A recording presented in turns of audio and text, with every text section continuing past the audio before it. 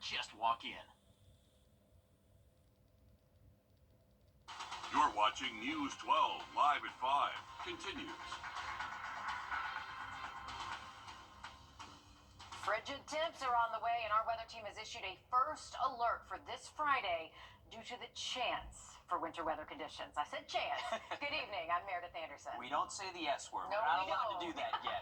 I'm Will Rio. Your first alert chief meteorologist Riley Hale joins us now for a look at what to expect. Riley, you've had a busy week already.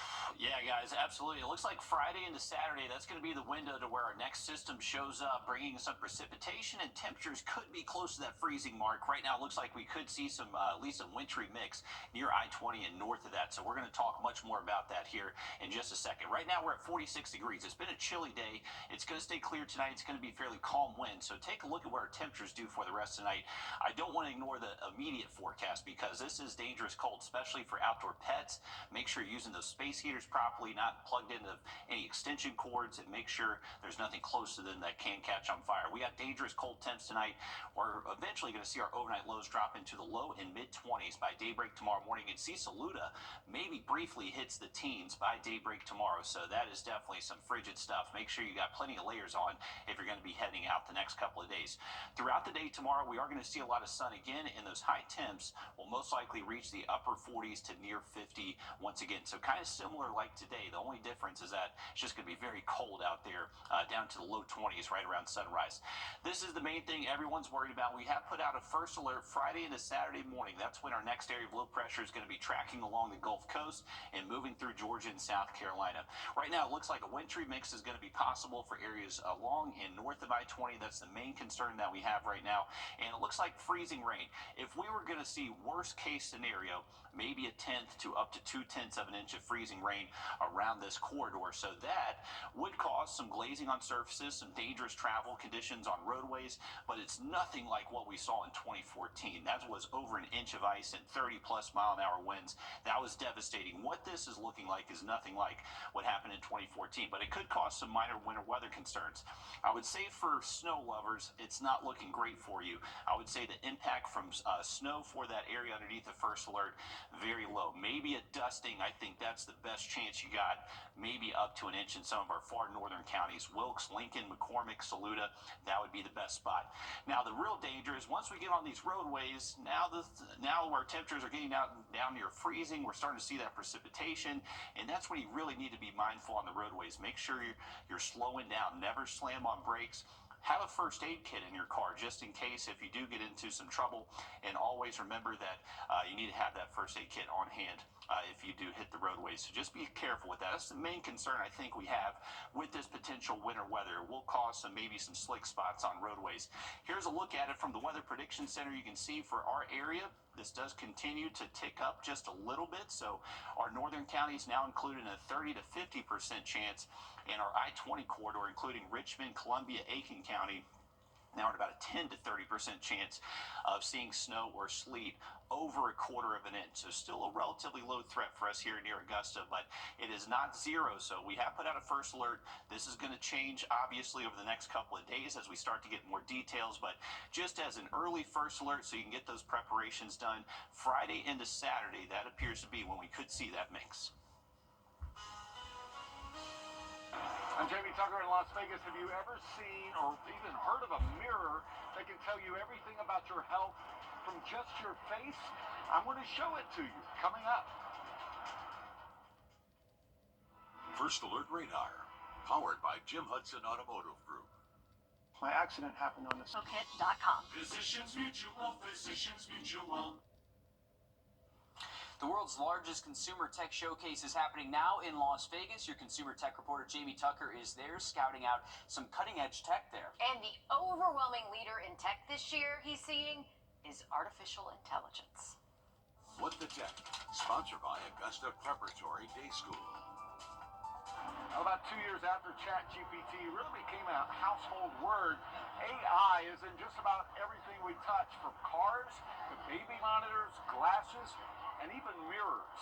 But what it does right now, it takes 30 pictures of your face per second. Health Face not only reflects what you're wearing, but shows your heart rate, oxygen level, blood pressure, and respiration rate. And the AI takes all of that information to give you your cardiovascular age, your stress level, or whether you're getting enough sleep. A CES is always a spectacle, and this year, smart glasses are everywhere. So I am shopping for Crest lightning strips. These smart glasses can display multiple computer screens where you can read the news, shop, send emails without an actual computer screen. This is where the magic begins. It is called digital window technology. These are the Halliday smart glasses. A small screen displays messages and apps, but AI is built into the glasses and can translate in real time. I can talk to a foreigner and it'll work like a live subtitle. An AI built into a baby crib and monitor not only lets parents keep an eye on their child while they sleep, the sensors that measures for example, the heart rate, the breath rate, and we monitor that and we generate a health report. And can tell parents how much good sleep their child is getting that they can share with their doctor. I expect to see AI in everything at CES this year, but something tells me that's not the only big story.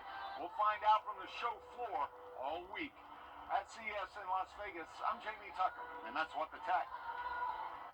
And more than 170,000 people are expected to be at CES this week, with thousands of exhibitors with out-of-this-world tech gadgets and innovations. Riley? All right, thanks for that. Well, remember, we have issued a first alert Friday through Saturday morning for areas near and north of I-20. That's where we're expecting the potential for a wintry mix that can create some slick spots on roadways. I'll have another look at it just after the break. After all, education is our middle name. First Alert Weather, where accuracy matters, from keeping you alert during severe weather to helping you prepared throughout the day. We're so confident in our accuracy, we're willing to bet on it. Introducing the 3-degree guarantee. Each weekday that our forecast high is within 3 degrees of the actual high, a local charity gets money in their bank. No other Augusta station is on your side the way we are, keeping you ready for anything and putting our accuracy to work. The First Alert Weather 3-degree guarantee, sponsored by Tub Doctor. All right, folks, here's a look ahead to the potential winter impacts highlighted in this burnt orange brownish color. So counties near and north of I-20, that's where we're tracking the potential maybe for some wintry mix that will show up Friday into Saturday morning. That could cause some slick spots on roadways. That's the main concern we have. So if you can stay off the roadways Friday into Saturday morning, that's going to be ideal. But it looks like our temperatures are going to be hovering just near the freezing mark, possibly a little bit warm. So stick with us. We're going to have much more on this forecast and show you what this shows. All right, sounds good, Riley. Again, we'll have more news, weather, and sports coming up after a short break on News 12 at 6 o'clock.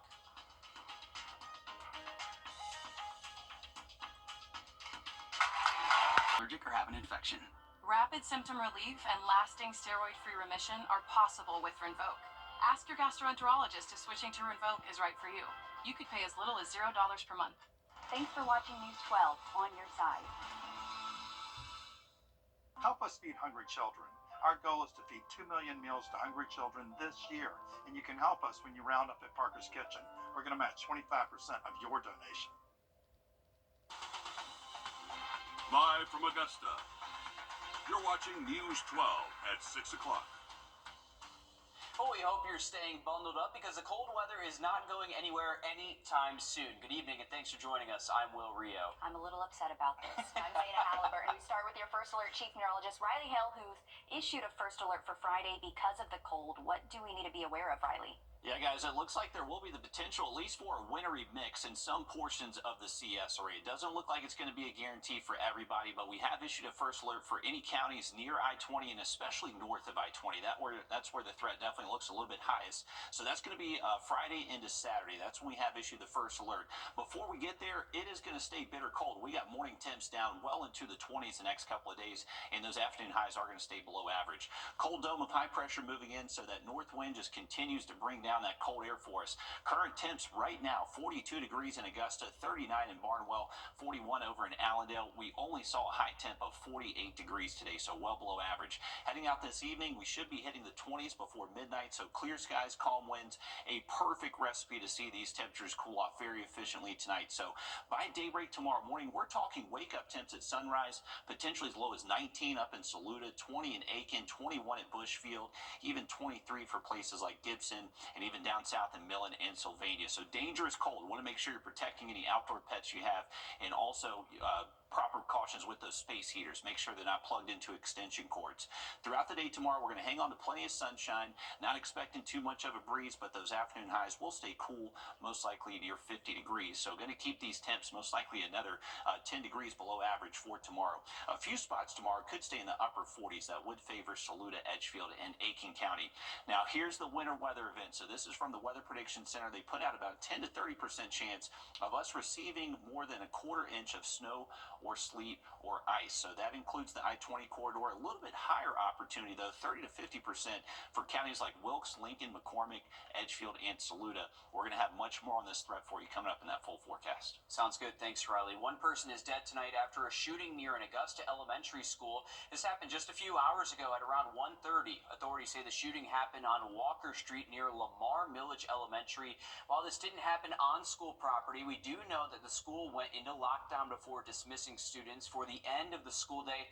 Officials say the victim was an adult male who died at the hospital from his injuries. There's no word yet on any suspects in this case, but we will continue to follow this and keep you updated as we learn more here. The new year is bringing new faces to our local governments, from Augusta commissioners to Aiken County deputies and the Richmond County School Board. The people you voted into office are ready to take on their new positions. And for the first time in more than 2 decades, Aiken County has a new sheriff. Today, Marty Sawyer was sworn in for the county's 19th sheriff, taking over for former Sheriff Michael Hunt, who held that position since 2003. At around 2 o'clock, Hunt officially signed off on the radio. Take a listen. Aiken Call 1 and all units, it has been a privilege and a pleasure to lead you. May God bless your families and continue to bless the Sheriff's Office. And with 43 years service and 29 as your Sheriff, I'm officially out of service and retired. Thank you. Your Audrey Dickerver joins us live from the Aiken County Government Center. Audrey, you got a chance to speak with Sheriff Sawyer today. What are his goals for the year ahead, Audrey?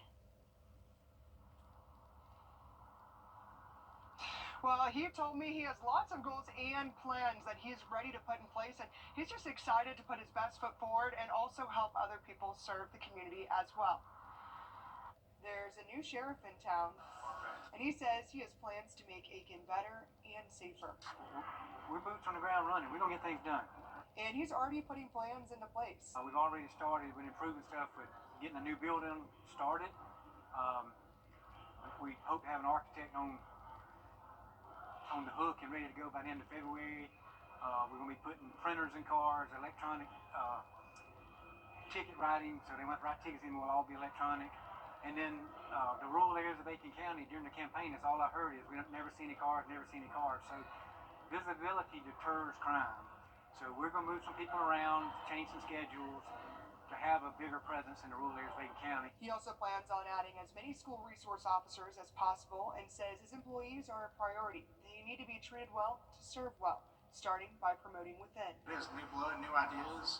It's going to be great for the department.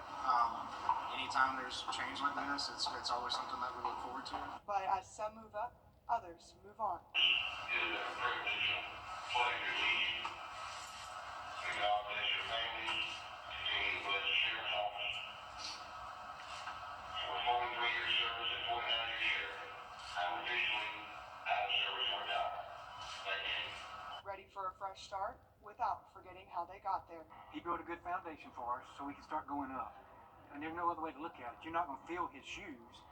You have to think out of the box and go up. A lot of those deputies were just sworn in only a few hours ago, and I spoke to some of them. They were all excited about this new change and for what's to come. Some much-needed upgrades to the Aiken County Sheriff's Office recruitment. Big on Marty Sawyer's platform there, so some big shoes to fill as Sheriff Hunt retires there. Definitely, things will look different as we head into 2025 there in Aiken. Thank you for that, Audrey. With a new year comes new laws. One law in Georgia has to do with protecting homeowners from big spikes in property tax values. More than 60% of voters in November said yes to the homestead exemption question on the ballot, which could put a cap on tax hikes on your home. But local governments have one chance to opt out of this new law. Your Hallie Turner joins us live in the newsroom. And Hallie, this is a pretty complicated subject that really varies county by county. Yeah, it does, because property values kind of vary depending on where you live. And even though a majority of voters clicked yes at the polls to pay less in property taxes, many are still asking questions. Voting to pay less on property taxes sounds like a no-brainer. When Georgia voters hit the polls in November, more than 60% voted in favor of having a statewide homestead exemption. But what does that mean? What changes? House Bill 581 changes how local governments look at property taxes with your homestead exemption. The exemption puts a cap on tax increases on your home, meaning if your property value increases faster than inflation, the taxable value on your home would not be the same as the property's value. And the tax assessor's office would take last year's property value and add the rate of inflation. But with every bill comes fine print, and this bill allows local governments, cities, and school boards to opt out, which would mean they can keep taxing properties the same as before. But the opt-out process brings on an entire new set of rules. Rules requiring local governments to hold 3 public hearings for you at home to attend, listen, and understand how this will impact you and your wallet. And the Georgia Municipal Association says after those steps are completed, the school board and local government may then adopt a resolution that is filed away with the Secretary of State. But all 159 counties in the state of Georgia have to have a decision made by March 1st. And certainly something that we will stay on top of. Thanks for breaking all of this down for us, Hallie, because we know it can be confusing. Well, Augusta commissioners making some moves during their first meeting of the new year. Commissioners voted to allow bars to open on Super Bowl Sunday. Another big topic of discussion today, if some marshal's office employees need raises. The Richmond County Marshal made his case to commissioners today, saying they've lost 23 people and that the sheriff's office pays more. The marshal said that they're even suspending some of their initiatives until they get back to full staff there. The commission listened to his concerns, told him to come up with a proposal and come back to them with a plan. Riley? Well, cold air sticking around the next couple of days, and then we're talking potential, maybe some winter weather to end off the work week. We'll have that full forecast next. Your safety comes first with the First Alert Radar Network. First just got faster. Join us right back. Make the call all nights. That's 999-9999. Time to join the Morning Mix Mug Club, sponsored by All Weather Heating and Cooling. Head to wrdw.com/morning mix to win a morning mix mug. And catch the mix Wednesday and Friday mornings to see if you're a winner. Enter today. Well, a beautiful look over Clarksville Lake and the Thurman Dam. What I'm noticing is that we have clear skies, and look at that lake. It is slick calm out there. Those are the 2 conditions you really need the temperatures to bottom out to that dew point. You can see our dew point right now is 21, and that is our anticipated low temperature by tomorrow morning. So that's where we're expecting temperatures to go for the rest of this evening and to tonight. We're going to be dropping into the 30s here shortly, and then 20s most likely by around 10 o'clock, and then we'll eventually work our way into the low 20s by sunrise tomorrow morning. So a frigid start to the day.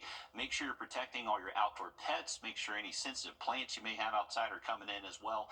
Those wake-up temps could be as cold as 19 up in Saluda, most likely the low 20s for the rest of us here around the Savannah River. Throughout the day tomorrow, we're going to hang on to plenty of sun, so similar to today, and those afternoon temperatures won't feel all too different, most likely topping out to the upper 40s again tomorrow here in town, and most spots should be close to those numbers.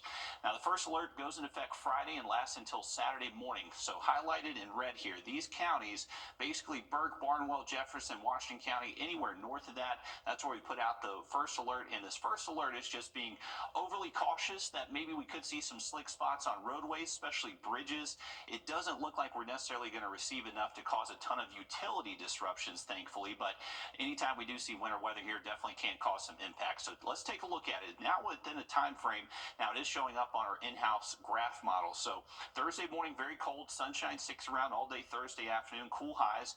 Now we're jumping to Friday morning. Take a look at our temperatures. So Friday morning, if cloud cover shows up, that should keep us in the mid and low 30s. Now this is our approaching area of low pressure. Now what you're seeing on the pink and white here may be falling as maybe some snowflakes, sleet, or freezing, or not. It wouldn't be freezing rain though, because look at our temperatures. We're above freezing. So that's the thing. Even if it falls as snow or sleet, it's not really going to have the ability to stick to too many surfaces. Now, as this continues to fall, could lead to some evaporative cooling that may drop temps a little bit, but our in-house model here only goes out to 1:30 p.m.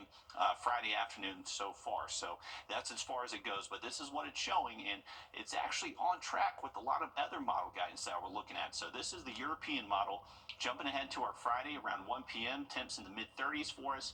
Now we're starting to see that precipitation work in, and we're still above freezing. So now we're starting to see pretty decent model consistency that our temperatures are expected to at least be above freezing for the majority of this system passing us through, especially by the time we get to Saturday morning. We're likely going to be in the mid and upper 30s and increase those temperatures to the 40s by Saturday afternoon. So it doesn't look like there's necessarily going to be a ton of time frame with our temperatures below freezing, but if we just see a few hour window as this precipitation is falling, definitely can cause some slick spots on roadways. So I want to really focus on the central and northern CSRA. That's where we're focusing on the potential for a wintry mix. Now, details will likely change next couple of days. This is still 3 days out, so we don't have a ton of details, but make sure you are keeping it here for those details next couple of days. Thanks, Riley. GDOT hard at work this week, pre-treating our roads in case that winter weather brings ice and snow. The interstates 85, 75, 285, and I-20 are being treated with brine to prevent them from icing over. And one thing nobody wants is a repeat of 2014 when a snowstorm crippled the metro Atlanta area for days. Your first alert meteorologist Emily Acton joins us now to explain why making the call for snow or ice here is complicated, Emily. Yeah, that's one way to put it. Complicated is probably the best word that we have for predicting snowfall here in the southeast, and pretty much every setup I feel like that we have seen in the past, it's pretty similar to this one in the sense of temperatures are on that fine line of freezing, and that can mean the difference between just plain rain and or freezing rain, sleet, and snow. So here's a little bit of a diagram for you that you can see. If you have warm air at the surface and it goes all the way up almost to that cloud base, whenever rainfall comes out of a cloud, it's actually snow, but it hits that warmer air, and then that will produce rainfall. Now, if we have that warm nose for more of north of the atmosphere, and then it gets to that freezing point down at the surface, that's when we have freezing rain. Sleet is whenever we have that small layer of warmer air, so it has a longer time to freeze before it hits the surface. That's whenever we get that sleet there. But then again, snow is whenever it is cold all the way up into the atmosphere. So maybe come Friday, you might see it's reading 32, maybe in your backyard or things like that. And you're like, why is it not snowing? Well, there could be a warm nose of air just a little bit above you. So again, that's the tricky part of forecasting this winter weather. Nonetheless, our confidence is growing as we get closer to the date, but again, this is going to be a fluid forecast, so you're going to have to stay tuned with, because again, it is so tricky. It's not just ground truth or ground temperature of what we see. We also have to predict what's higher up in the atmosphere. Good information there. We appreciate that, Emily. We know you guys are working hard, too, so we do appreciate that. Well, Bet, sadly, it's something not everyone has access to. Thanks to Restart Augusta, they're changing that, giving people comfort, rest, and peace. The organization is finding solutions and building and delivering beds to those in need. I met with them at their facility today, where they're already at work fulfilling requests for 2025. Restart Augusta has been around since 2014, providing something a lot of us may take for granted. Honestly, before I got really involved, I just didn't realize the big need there was in our very own backyard for just a bed. Diana Teagarden says to date, the organization has delivered more than 3,500 beds to children, families, and veterans in the Augusta area. Being a former school teacher, I don't want to think of the children coming into school and for what they're expected to do, having slept on the floor. A bed is just a very basic need for everybody, and unfortunately, there are people right here that didn't have one, and we feel very blessed to be able to help them out. And this isn't just any bed. It's a bed built and painted from scratch by a group of volunteers. President Larry Dinkins says that's what puts the synergy into the whole operation. We've made some improvements in the quality of what we're taking to people. We're sort of a one-time intervention. So, we're trying to take them something that will last them a long period of time. They make close to 250 beds annually and say recently they've seen an increase. I think we're now beginning to see people that were displaced through the hurricane. They're now getting settled into their new places, and they're in need of beds. Once a bed is built, a bag filled with blankets, pillows, sheets, and even gifts for kids are packed to go along with it. Dinkins says this is all a first for so many people. You would be surprised at how many children we take kids to that have never had a bed of their own. Some have never slept in a bed since they were an infant. So it's you're putting smiles on everyone's face. And it was really nice to go in there and just see all of the volunteers. I mean, building these beds from scratch, a process that they're really just doing out of the kindness of their heart. I think that's the first thing I said to you when I saw the story. I was like, are they actually building those from scratch? That's so cool to see. It's sad that they're seeing an increase, but good for them for making that difference there. Right. So many organizations doing great things in our area. This is all made possible through donations from the community and other groups and businesses who volunteer their time to help in the mission because, again, they are a nonprofit. I'm told they can always use new comforters, sheets, pillows for twin and queen size beds if you would like to help. Yeah, and we know that a lot of these organizations can use volunteers and donations right now too. Definitely, and we have all of their information on our website, wrdw.com. We're back after this. First alert. Don't miss Ashley's stellar sleep celebration. It's your last chance to save up to 50% on Sealy closeouts. Plus, get $300 Ashley cash with a premium mattress purchase. And snooze now and pay later with 0% interest until 2030. Only at Ashley. To strengthen South Carolina's workforce, state lawmakers are looking into ways to improve child care access and affordability. Today, a group studying this issue met in Columbia for the first time of the new year. State House reporter Mary Green explains one idea before them that could help businesses recruit more employees while helping those workers keep more money in their pockets. Tuesday's meeting of South Carolina's Special Joint Committee to Study Child Care comes exactly 1 week before state lawmakers. Later with 0% interest until 2030. Only at Ashley. To strengthen South Carolina's workforce, state lawmakers are looking into ways to improve child care access and affordability. Today, a group studying this issue met in Columbia for the first time of the new year. State House reporter Mary Green explains one idea before them that could help businesses recruit more employees while helping those workers keep more money in their pockets. Tuesday's meeting of South Carolina's Special Joint Committee to Study Child Care. Ashley. To strengthen South Carolina's workforce, state lawmakers are looking into ways to improve child care access and affordability. Today, a group studying this issue met in Columbia for the first time of the new year. State House reporter Mary Green explains one idea before them that could help businesses recruit more employees while helping those workers keep more money in their pockets. Tuesday's meeting of South Carolina's Special Joint Committee to Study Child Care comes exactly 1 week before state lawmakers will return here to Columbia to begin their work for 2025. This year, some groups want the legislature to explore the creation of a new program designed to help more working families afford child care. If we support families by providing affordable, high-quality child care, we give parents the tools they need to care for their children in safe and nurturing environments. The Department of Social Services is asking state lawmakers for $1 million in the next state budget to launch what's called a tri-share program. It would split child care costs 3 ways. Essentially, you have a piece of a pie. One piece of the child care is paid for by the parent. One piece of the child care is paid for by the employer, and the other piece of the pie is paid for by the government. In this case, it would be state government, likely. DSS explained its proposal Tuesday to the Child Care Study Committee. This program would be based off one already in place in Michigan, which they say has been successful. And the key in this is, if we have the parents participating and we have the state participating, gotta have that employer. Because this doesn't work with just 2 pieces of the pie. To get that whole round circle, you gotta have 3. The South Carolina Small Business Chamber of Commerce says child care challenges are a key contributor to smaller companies' struggles to find workers, and it expressed interest in an idea like this one. Government at some level needs to step in to address our child care crisis. Lawmakers will take up budget requests from DSS and other state agencies soon after their new legislative session begins a week from today. On your sideline. Okay, region play takes off this month for high school basketball. With realignment, we're seeing an expanded schedule this season, meaning more chances for teams to build a reputation and better their rankings. Off the holiday break, both Cross Creek and Grovetown programs rank in the state's top 50 on max preps. The Backs come in at number 19. They're 13-1. Their only loss coming to River Bluff in their 5th game of the season. Here's the deal, though. They haven't faced Westside yet.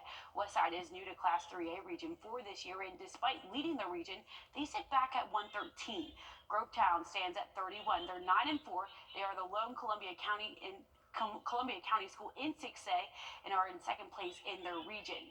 Okay, over in South Carolina, North Augusta remains strong at number 1, an undefeated start for the Jackets at 11 straight wins. Biggest threat to the Jackets ranking will come in region play when they host Brooklyn Casey on the 17th. Augusta Christian, representing Skeeza, also in the top 50. They come in at 18th. So far, the Lions have credible wins against Westside, Thompson, Lakeside, and Warren County. So shaping up to be a big month for high school basketball. All right, thanks for that, Alyssa. Looking at our 3-degree guarantee brought to you by Tub Doctor. We were within 1 degree of the actual high. Our forecast 49, officially 48 at Bushfield. So another $50 donation to prepare for babies. Tomorrow's high, 51. That's what we're looking for. Stick with us for the 7-day again just after the break.